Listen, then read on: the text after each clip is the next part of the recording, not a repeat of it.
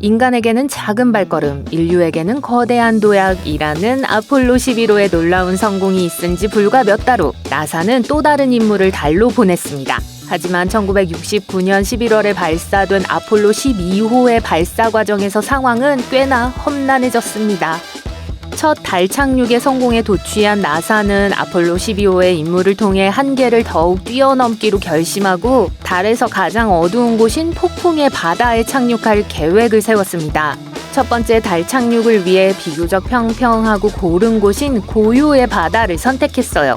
이번에는 더욱 정밀하게 우주선을 착륙시키는 것이 목표였습니다. 피트 콘레드 사령관과 착륙 모듈 조종사 RB는 달 표면에서 더 많은 시간을 보내며 2번의 탐사를 계획했어요. 심지어 달에서 최초로 컬러 TV 영상을 전송할 수도 있었습니다. 11월 14일 팀은 플로리다에 있는 거대한 세턴5 로켓에 올라갔고 비행 책임자는 휴스턴의 미션 컨트롤 센터에 자리를 잡았습니다. 그는 처음으로 임무를 지휘하는 것이었기 때문에 곧 펼쳐질 극적인 사건에 대해 거의 알지 못했어요. 발사장 근처에는 폭풍우가 발생해 땅이 약간 젖어 있었고 하늘은 흐려져 있었어요. 11시 22분 거대한 흰색 로켓이 발사대에서 이륙하여 하늘로 솟아오르기 시작했습니다. 콘레드와 그의 팀은 흥분한 채 소리를 지르고 있었어요. 하지만 비행을 시작한 지 36초 만에 문제가 발생했습니다. 섬광과 함께 우주선의 모든 전원이 사라진 거예요. 정말 무서웠고 모든 경보가 울리기 시작했어요. 아폴로 12호 팀은 무슨 일이 일어났는지 전혀 몰랐기 때문에 당황했습니다. 하지만 조사 끝에 로켓이 한 번이 아니라 2번이나 번개에 맞았다는 사실을 알게 됐어요. 다행히도 로켓의 설계 덕분에 예상치 못한 장애에도 불구하고 임무를 계속 수행할 수 있었습니다. 큰 문제가 생긴 것처럼 보였지만 세턴5 안내 컴퓨터는 전혀 문제가 없었고 로켓은 계속 궤도를 유지했습니다. 그들은 곧 궤도에 올라 말했어요. 달에 가보자고! 사이로 콘레드와 비는 목표물인 서베이어 3 탐사선에서 불과 몇 미터 떨어진 곳에 성공적으로 착륙했습니다. 콘레드는 달 표면을 탐험할 생각에 너무 흥분한 나머지 빨리 밖으로 나가고 싶어 했어요. 이 임무를 맡은 나사팀 전체는 아폴로 11호 이후 사람들이 이 프로그램에 대한 흥미를 잃을까봐 걱정했습니다. 하지만 그들에게도 계획이 있었으니 바로 달 표면에서 최초로 컬러 TV를 방송하는 것이었습니다. 두 회사가 달 탐사 임무를 생중계하는 임무를 맡았습니다. 당시에는 꽤 중요했어요. 두 개의 네트워크가 참여한다는 건 수백만 명의 사람들에게 도달할 수 있다는 걸 의미했기 때문이죠. 그런데 나사는 대중과 소통하는 방법으로 TV에 집중했지만 우주 비행사들은 카메라 사용법에 대한 교육을 제대로 받지 못했어요. 콘레드는 사다리를 타고 달 표면으로 내려갔을 때 비디오 카메라를 꺼내기 위해 보관함을 열어야 했는데요. 처음에는 영상이 약간 흐릿하고 다리만 보였지만 그래도 놀라운 장면이었어요. 잠시 후 표면 위에 있는 팀원 옆에 빈이 나타났고 두 사람은 잠시 시간을 내어 자신들이 발견한 새로운 세상에 흠뻑 빠져들었습니다.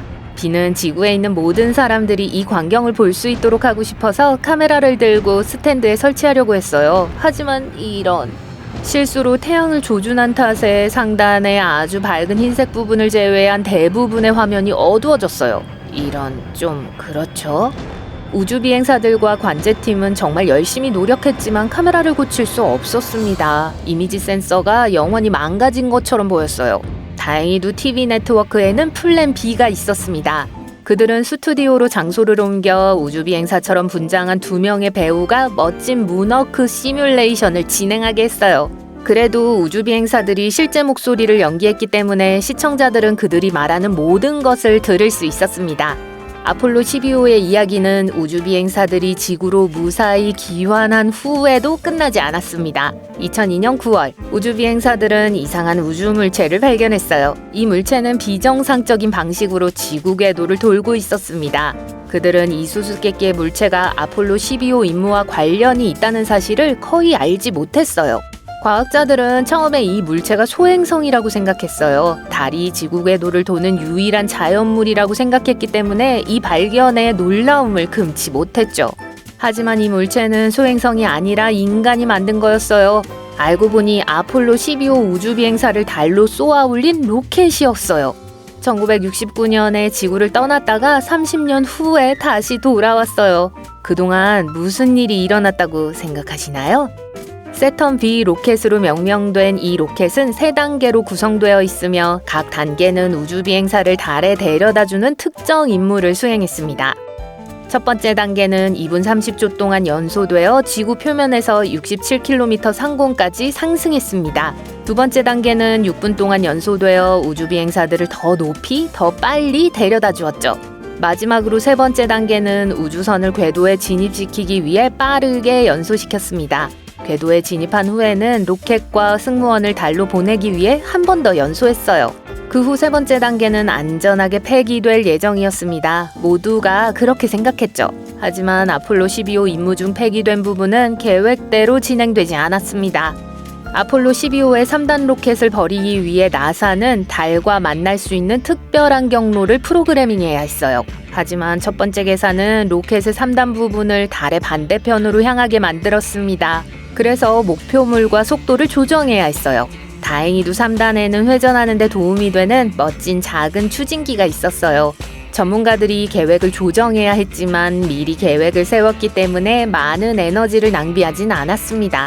로켓의 세 번째 부분을 발사했을 때 팀은 매우 빠른 속도로 달리고 있었습니다. 부품이 정확한 지점에 떨어지도록 하기 위해 속도를 조금만 늦추면 됐어요.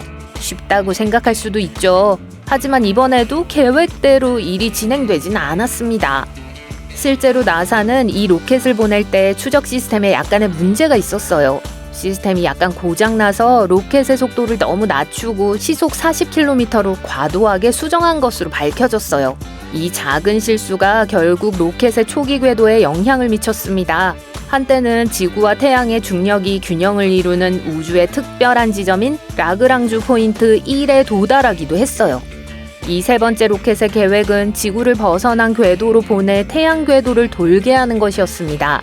다른 우주선과 우연히 부딪혀서 향후 달 탐사에 영향을 미치는 일이 없게 할 가장 안전한 방법이었을 거예요.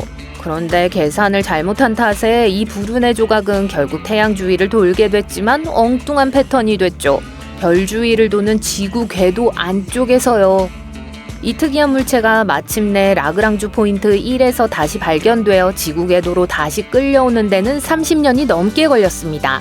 이 지점에 도달한 후 이 물체는 매우 특이한 패턴으로 지구 주위를 돌기 시작했어요.